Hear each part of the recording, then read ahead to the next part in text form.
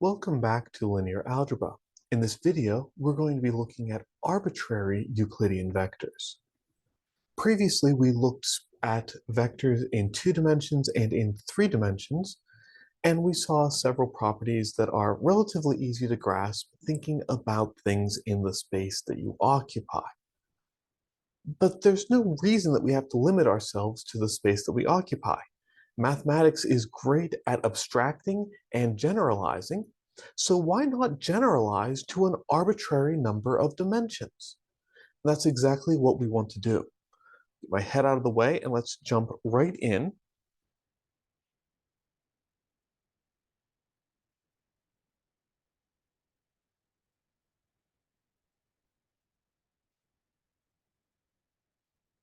When we are looking at vectors more generally, we're going to typically write them out as a column vector. Sometimes you'll see a column vector written with parentheses. I tend to prefer a square bracket. And instead of talking about X and Y, because we don't know how many entries there's going to be, we'll tend to number them. So the first entry is V1, the second entry is V2, and we keep going until we get down to the bottom, which is Vn. And we say that that is an element of Rn, the n-dimensional Euclidean vector space.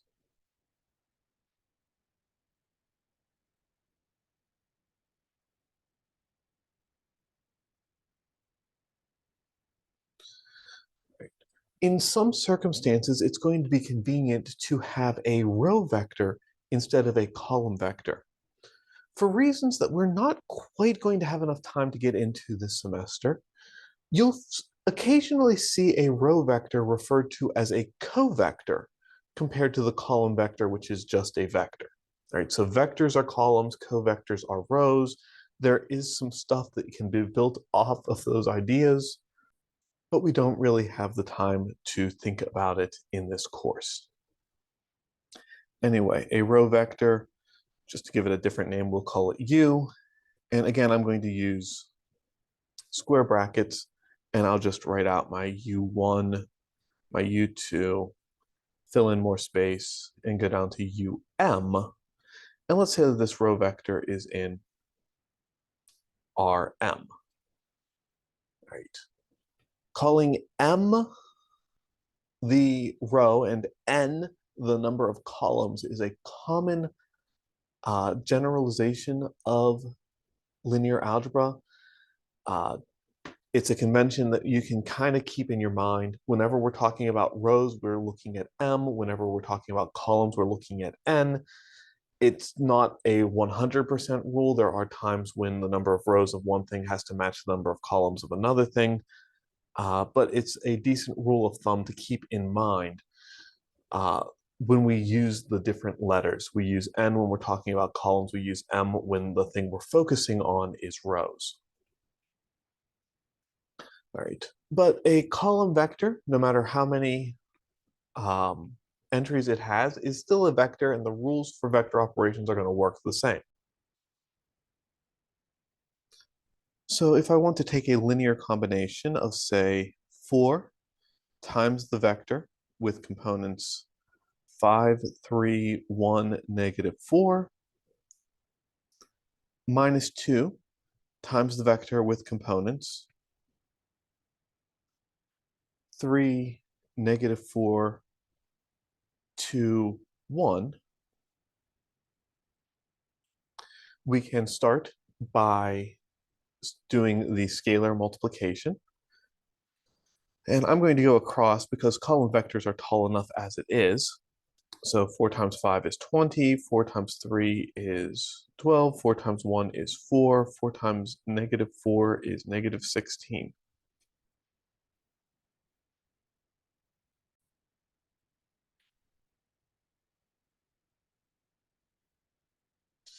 All right, -2 times 3 is -6, -2 times -4 is +8, -4 and -2. And then finally adding these things together is going to give me the vector with components 14, 20, 0, and -18. Again, nothing new going on here. The notation a little bit different, but the concept's still basically the same direction.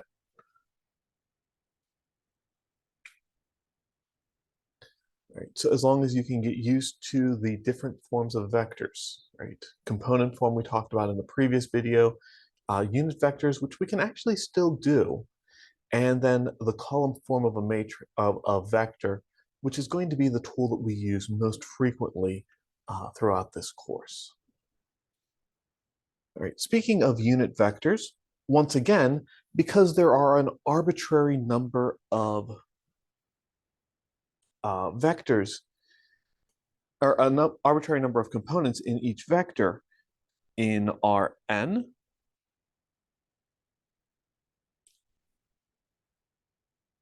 it's hard to talk about a unit vector without having some nice way of extending it out indefinitely. And so the general convention is that we're going to call our unit vectors E. We'll put a nice hat on it to represent that it's a unit vector. And the first one will be E1, which starts with a 1 and then has a bunch of zeros. We'll have E2, which starts with a 0, then a 1, and then a bunch of zeros.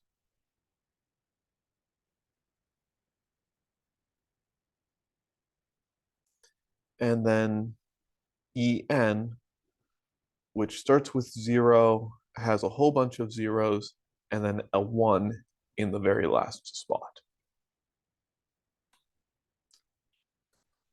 All right, so I hat is E1, J hat is E2, and K hat is E3 in three-dimensional vectors, but this notation of n-dimensional vectors will allow us to extend out to any arbitrary number of unit vectors.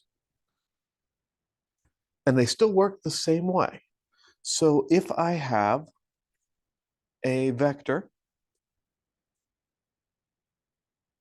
2, 5, -3, 4, and 7, and I want to write this using unit vectors, it would be 2E1 plus 5E2 minus 3E3 plus 4E4 plus 7E5.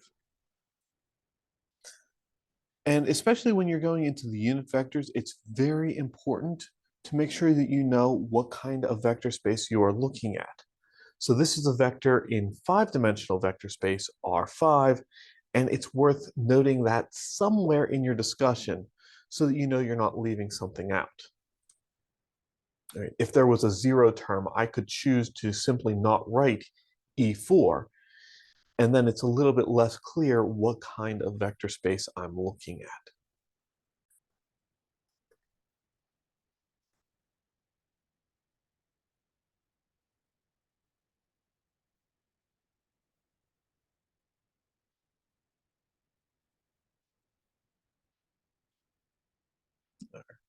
But if we're going to talk about vectors and talk about generalized vectors, it's worth having some properties.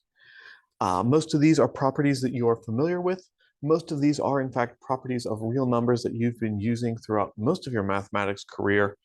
But thinking about how they apply to vectors can sometimes be a little bit tricky.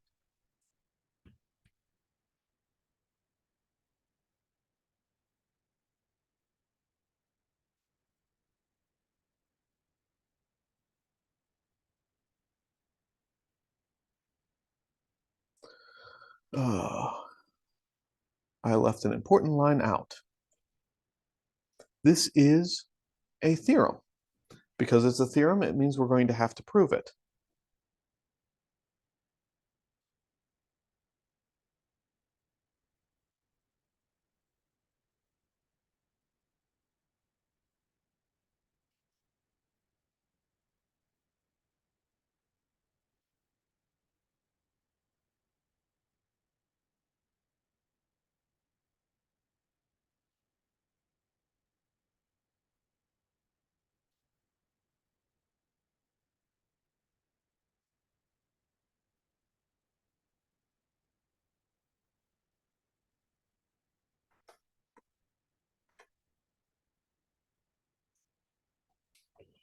And if we're going to have to prove it, it's worth setting up some foundation. Let's pick a positive integer n, which is going to be the dimension of our vector space. Let's pick three vectors, u, v, and w, and let's pick two scalars, p and q.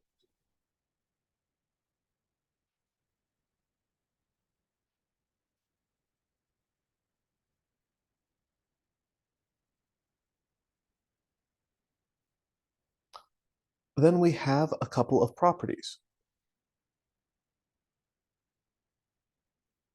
We have a commutative property of vector addition.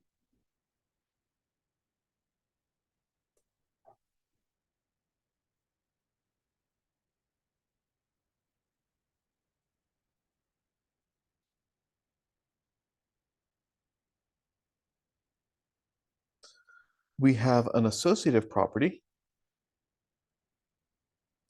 of vector addition.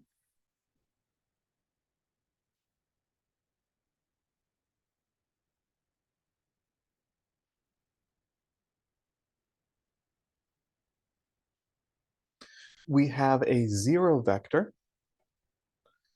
so that when you add it to anything, you get that thing back.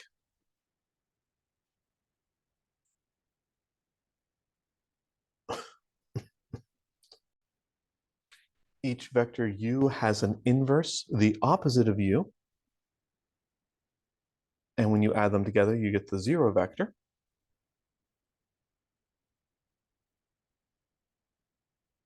If we take a scalar and try to multiply it times the sum of two vectors,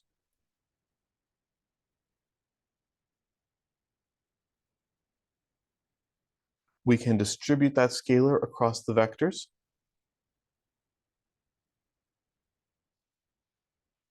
And if we have a sum of scalars that we're trying to multiply times a vector, we can distribute the sum just as well.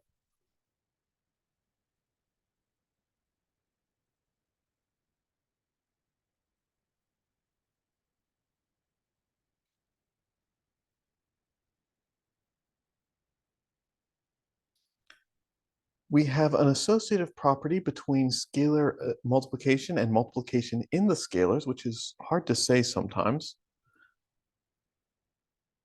If we have our two scalars and we want to multiply one scalar times our vector and then multiply the resulting vector times another scalar, we could just as easily multiply the two scalars together and then multiply it times the vector.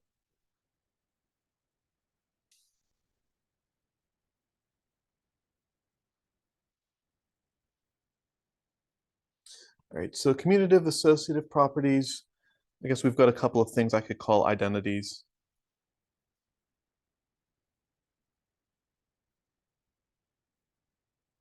We've got an inverse here. And we'll call this an associative property as well.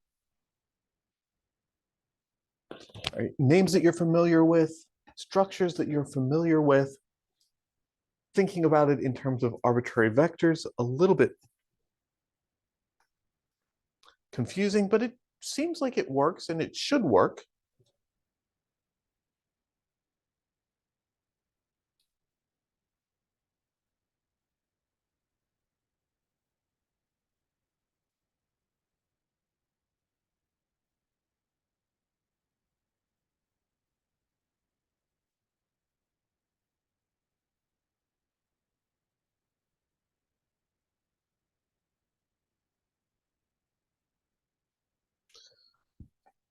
And I'm not going to take the time to prove all I'm not going to take the time to prove all 8 of these because quite frankly, it would make a 2-hour video and it gets kind of boring because it's the same idea over and over again. But I do want to prove the first one to you to give you the flavor of how this is supposed to work. If I have two vectors, u and v here, and I want to add vector u plus vector v, well, by definition, that's just substitute in u1, u2 down through to un plus v1, v2 down through to vn. And I know that I can just add those using the rule for vector addition. So I'll have components u1 plus v1, u2 plus v2, all the way down to un plus vn. But now this structure is no longer looking at adding vectors. It's now looking at adding real numbers, right? u1 and v1 are both real numbers. And adding real numbers has a commutative property that we are very familiar with. So we can use the commutative property for real numbers to rewrite this as v1 plus u1, v2 plus u2, vn plus un.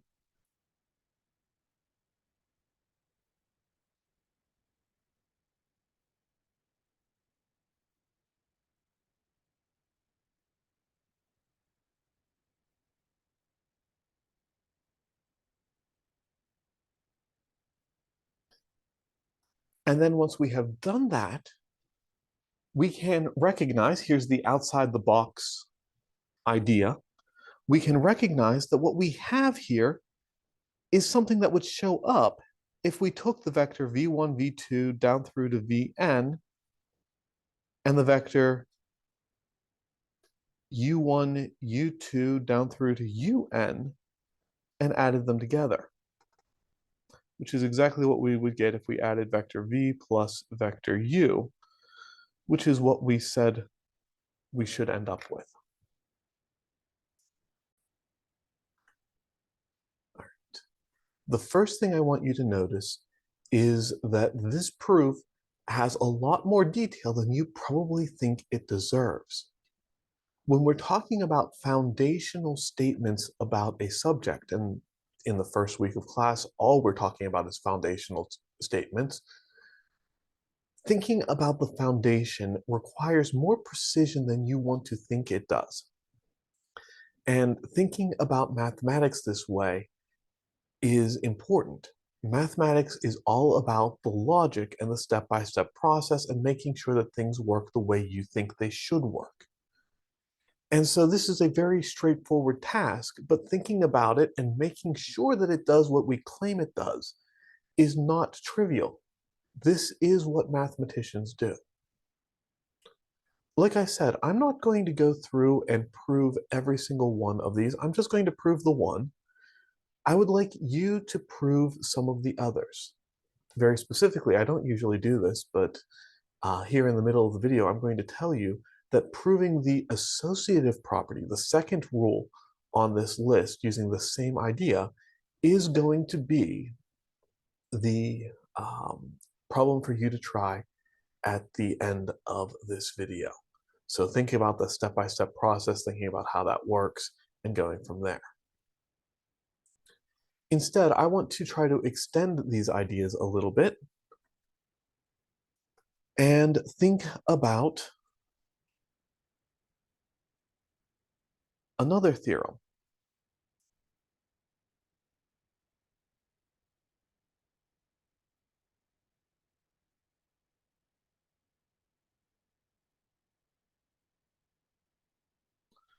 For any vector u, the scalar 0 times the vector u is equal to the 0 vector.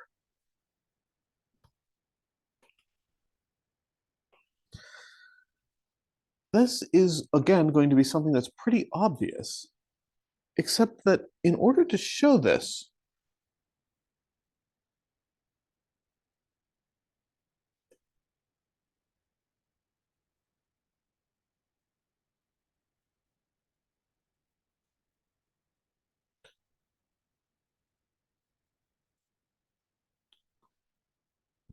well, what is the 0 vector?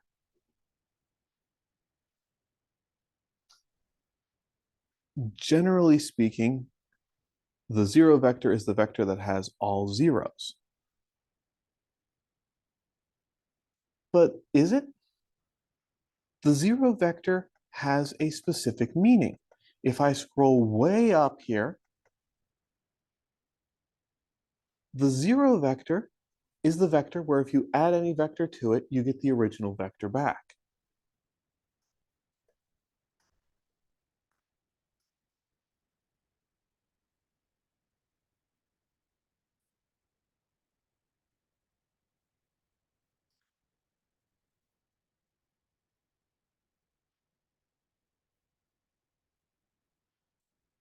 So does that vector satisfy the vector space properties? Well, if we take a vector u, which has components u1, u2, down through to un, and we add u plus 0, we're going to get u1, u2, down through to un.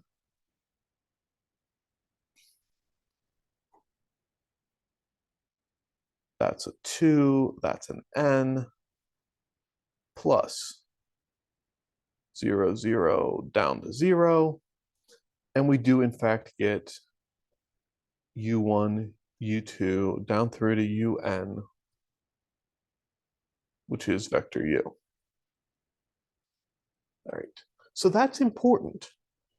We can't just assume that our zero vector has components that are all zeros.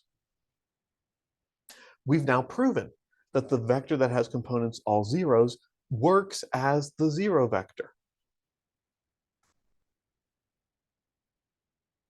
Now we can get on to what I just claimed.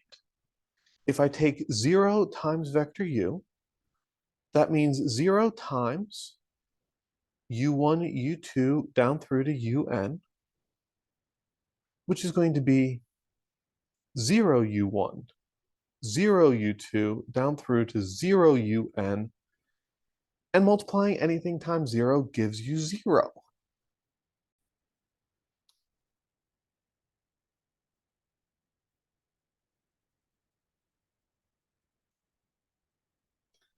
And there's the theorem that I set out to prove.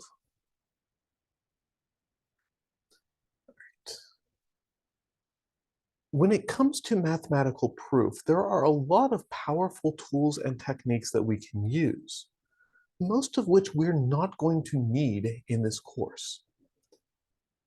For the proofs that we are looking at this semester, we can almost always proceed using a tool called direct algebraic proof, which is what we've been doing here.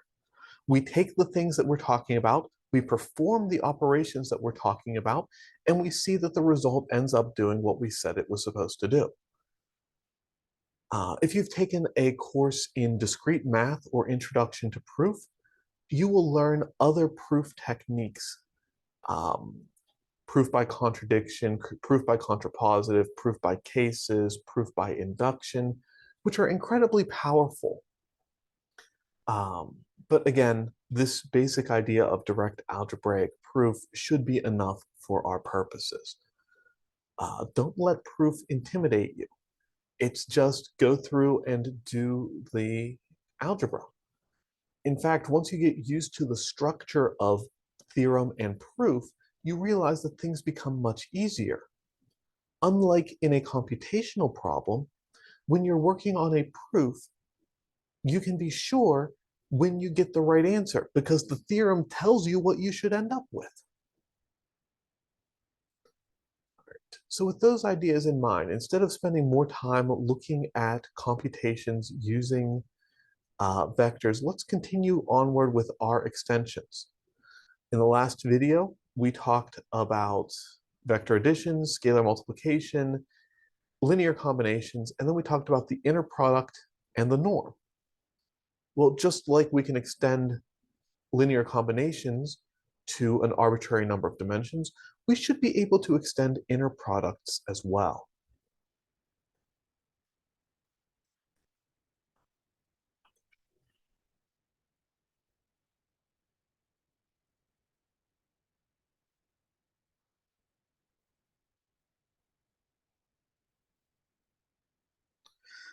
So the inner or dot product in Euclidean vector space works exactly the way that you think it should.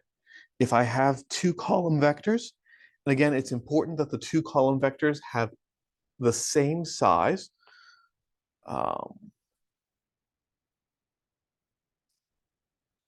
So let's take a look at, say, 2, 1, 3, -4, 7, 5. And let's dot that with 3, 2, 3, 8, -1, 1. And the process works just the same. Component by component, we multiply them together. 2 times 3 is 6. 1 times 2 is 2. 3 times 3 is 9. -4 times 8 is -32. 7 times -1 is -7. 5 times 1 is 5. All right, so 6 and 2 is 8. 8 and 9 is 17. 17 minus 32 is going to be 15. I'm sorry, -15. -22, -17 is what I end up with. Great. It feels a little bit different doing this with column vectors instead of with the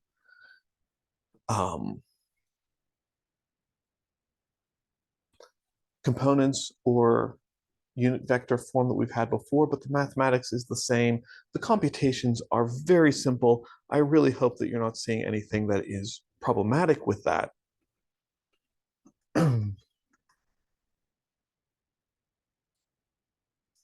We've got a couple of properties of inner products.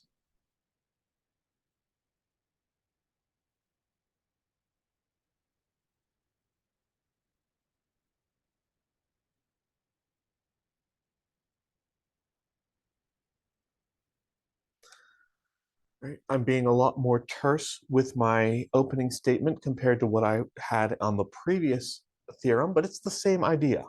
We have U, V, and W all in Rn. At this point, you've seen it a couple of times, so you know that these are vectors and I don't have to say it. Likewise, I have P in R. You know that that means it's a scalar. I don't have to say it.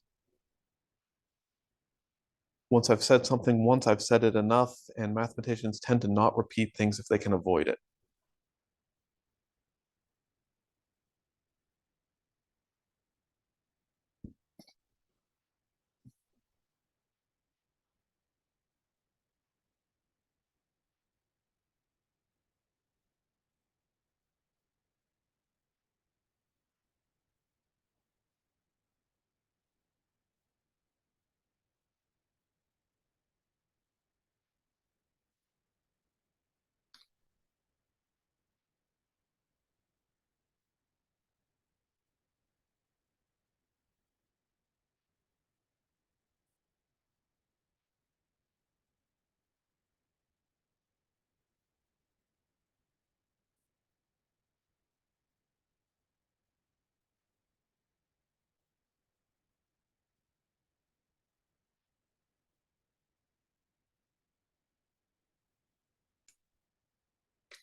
All right, so there are 4 properties of the dot product.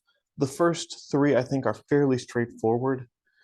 The dot product has a commutative property.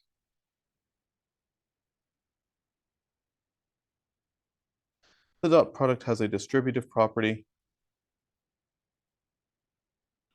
And the dot product is associative with scalar multiplication. In fact, I could take this one step further using the commutative property. If that scalar was being multiplied by the first vector or by the second vector, in either case, I could bring it out in front. The last property is quite a bit weirder.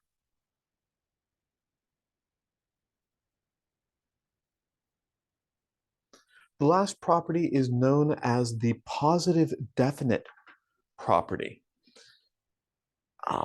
The first 3 properties, again, using that same idea that we used in the earlier proofs of just going through and doing all of the algebra and relying on the properties of real numbers, will get you these proofs without too much effort. The last one, it still works, but it's a little bit confusing to think about.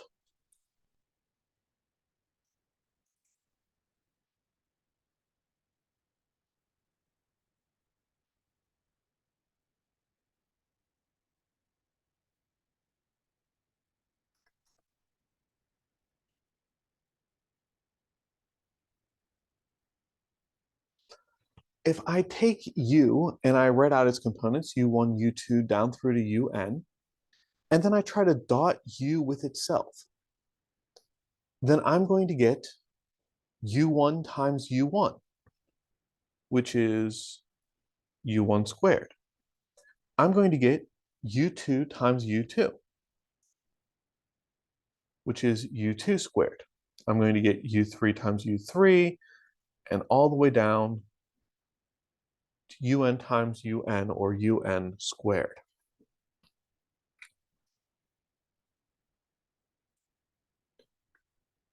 That much, I hope, fairly obvious. The conclusion from there is just properties of real numbers, but it's properties of real numbers that you may not have spent as much time thinking about. Whenever you take a real number and you square it, the result is non-negative, right? 0 squared is 0. A positive number squared is positive. Whenever you add positive numbers together, the result is a positive number. And that's exactly what the conclusion is telling us. Each of these terms is a positive number or is 0. If at least one of them is a positive number, when you add everything together, you get a positive number. If all of them are 0, when you add them together, you get 0. And there's no other option. I can try writing that out, but the argument really stops using math and starts using logic at this point.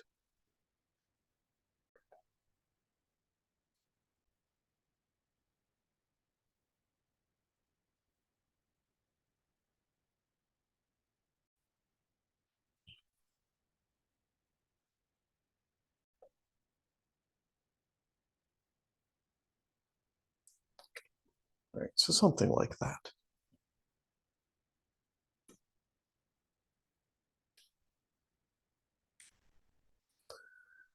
And last thing, as we saw in the previous video, once we have a dot product, we can use that dot product to talk about the norm. And we're going to define the norm as the square root of the vector dotted with itself.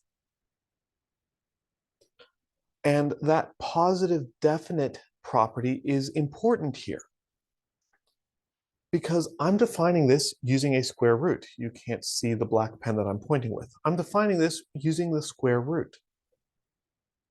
The square root is only defined for non-negative values.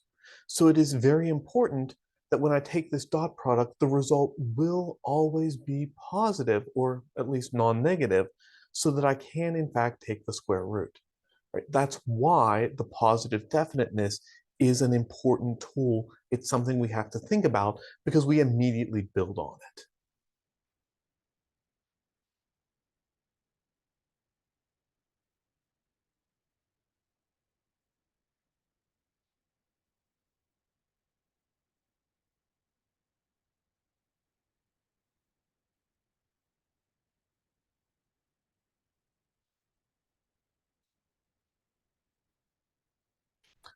All right. A very quick theorem.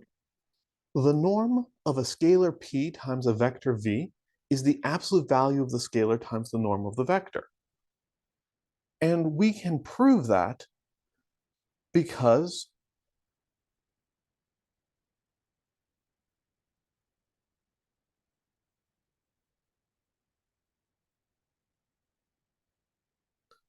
we had that property that I didn't prove that said that if we have scalar times vector, we can think about the scalars and the vectors separately.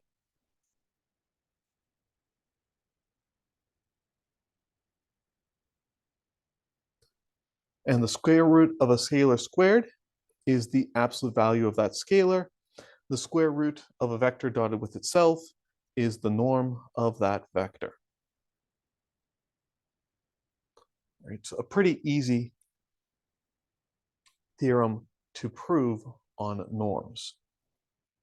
I've got two other theorems on norms that I want to walk through. They're a little bit more involved, but I think that the theorems are enlightening, and certainly the results are enlightening.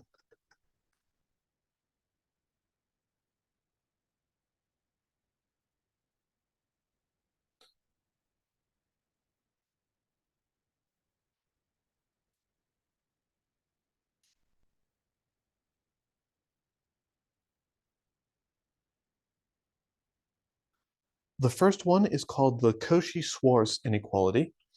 I know his name looks like it should be pronounced Cauchy or something like that. It's Cauchy. And the Cauchy-Schwarz inequality says that the absolute value of the dot product of two vectors is less than or equal to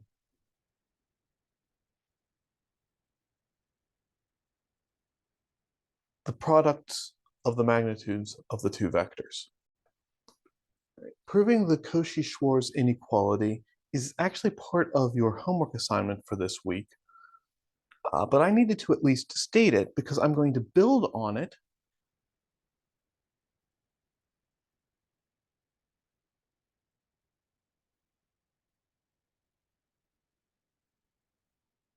in the proof of the theorem that I am going to look at, the triangle inequality. The triangle inequality says that the norm of the sum of two vectors is less than or equal to the sum of the norms of the two vectors. And if you think about our vectors, specifically if we collapse this down and think about vectors in the plane, well, we can draw vector u looking something like this. We can draw vector v looking something like this. And then the sum, u plus v, might look something like that. Literally, the triangle inequality is the claim that we can draw this picture, or the claim that this picture represents vector addition. Because it should make perfect sense to you that if you have a triangle, the length of one side has to be smaller than the combined lengths of the other two sides. And that's exactly what the triangle inequality is telling us. In order to prove the triangle inequality, I'm going to go a little bit outside the box. We know that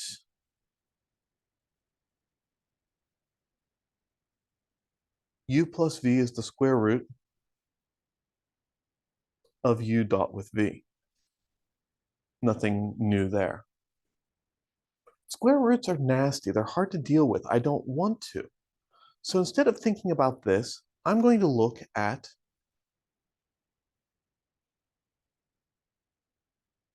u plus v squared. Oh, what am I doing?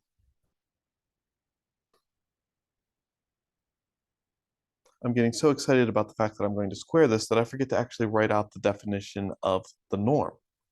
I need u plus v dotted with u plus v. And so when I square this, I'm going to just get u plus v dot u plus v without the square root, because the square root is messy and I don't want to deal with it. Then the dot product has a distributive property. I've got u dot u, I've got u dot v, I've got v dot u, and I've got v dot v, just distributing out that dot product. U dot u is pretty easy. That's actually the norm of u squared. U dot v, v dot u, I don't know. I've got two of them. It's the same thing. So let's call it 2 times the quantity u dot v. And then I've got v dot v, which is the norm of v squared.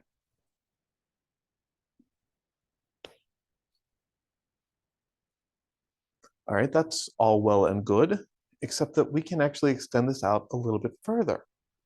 This is where that Cauchy-Schwarz inequality that I told you you're going to be proving later on comes into play. I've got u dot v. I know that u dot v is less than or equal to the product of those two magnitudes. So I'm going to make that substitution. I've no longer got strictly equals here. I've now got less than or equals. But I've still got magnitude of u squared.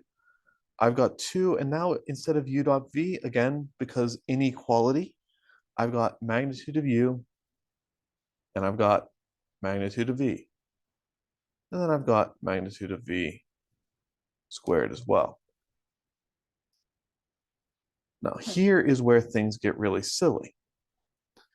It looks crazy because it's got magnitude of u and magnitude of v in it. But if I went off to the side here and I showed you I had x squared plus 2xy plus y squared, I hope that pretty quickly you could look at that and say, oh, that is a perfect square trinomial. I could factor that into x plus y, the whole thing squared. Because you absolutely can. And the fact that it's magnitude of u and magnitude of v doesn't change that. I can still factor it into magnitude of u plus magnitude of v, the whole thing squared. And now I've got something squared over here. I've got something squared over there. I can use the square root property to say that must mean that if I got rid of the squares,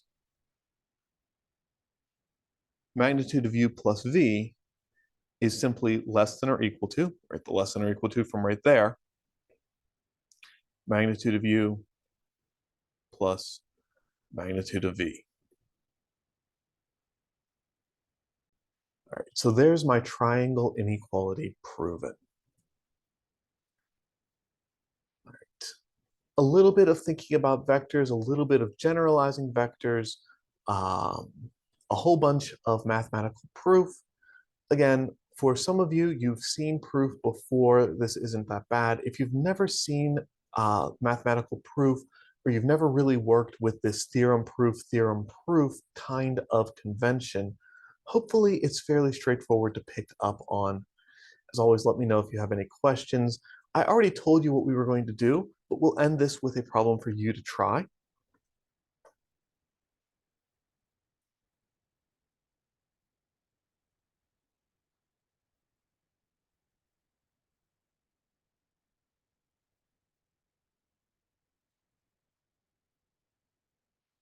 I want you to prove the associativity of vector addition. For vectors u, v, and w